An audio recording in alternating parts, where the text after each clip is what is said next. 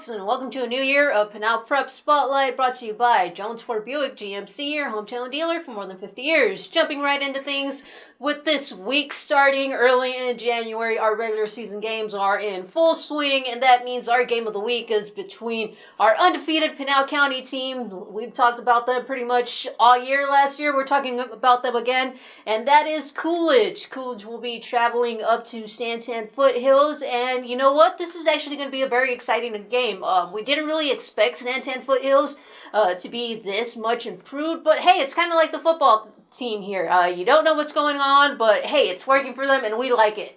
David, what are you expecting in this matchup? Well, yeah, but first of all, Happy New Year, everybody. We got some more basketball finally. You know, we ended off 2022 with really good tournament play, both in Florence and Casa Grande. And we're picking right back up with regular season play in the new year. And like you said, we talk about Coolidge a lot, but they're not giving us a reason to not talk about them because they're so good right now. They're undefeated, both in regular season and in tournament play, haven't lost a game yet, and this team is just loaded from top to bottom. They have depth everywhere, and they have solid guys that are competing and performing well. And I mean, it's Braden Gant all the way right now. He's kind of the go-to scorer for this team. But even without him, this team is loaded and stacked with a lot of good talent. But Gant has been leading the way so far. He's scoring almost 20 points a game. I believe he's around 7.5 rebounds a game as well. So he's able to score, but he's also really good defensively. He's long, he's athletic, he's able to jump out of the gym, and this guy is definitely going to be a big reason why this team is a very highly touted team in 3A that are in position to possibly make it back to the state championship and maybe even win it this time around, because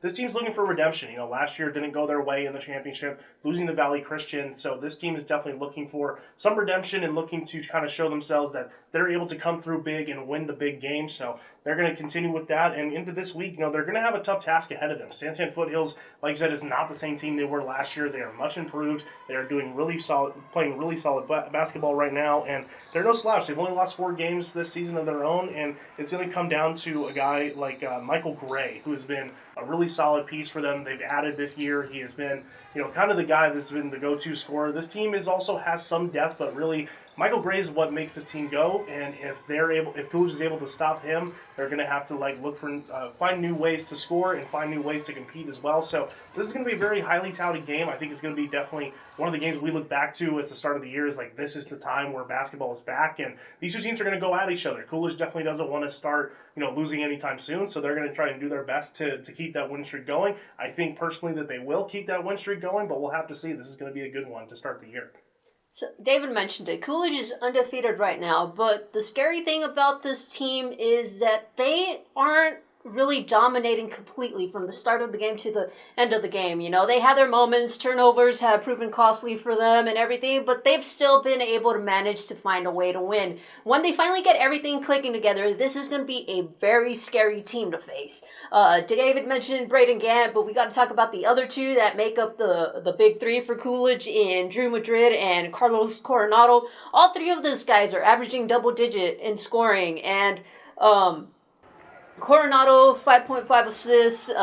Drew Madrid, he can spread out the floor and knock down the threes, as well as Omar Miguel, one of the guys off the bench. And their bench, David mentioned it with depth. Along with Omar Miguel, you also have Isaiah Slaughter, who has been a great addition for them in the rebounding area, and Jaquan Jordan, a transfer who was previously at CG Union. He's coming over to Coolidge. He hasn't really played that much, only got a couple minutes in during their tournament play last month, but hey, he's also a really good addition once he's available and he can make that impact on the court.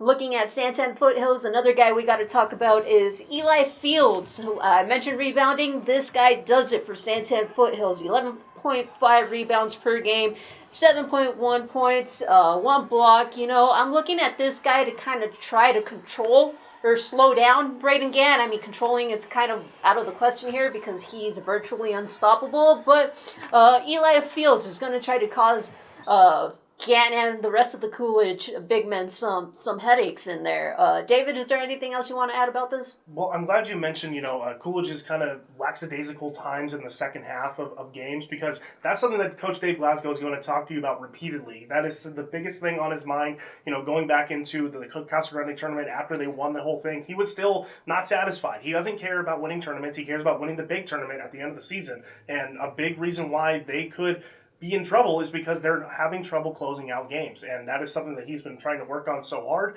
for this entire year. And if they are able to do that, find their way to being able to control games throughout the entire year, they're still going to be a team to beat. So if they can get over that hump, this team is going to be unstoppable. And I think we're in the making of another solid playoff run for Coolidge. But we'll have to see how they do for the rest of the season. And it all starts with this Tan Foothills game. It's going to be a good one. All right, and that does it for this week's episode. We are keeping things short and simple. Be sure to tune into Pinal Central for coverage of this game and as well as the rest of the winter season.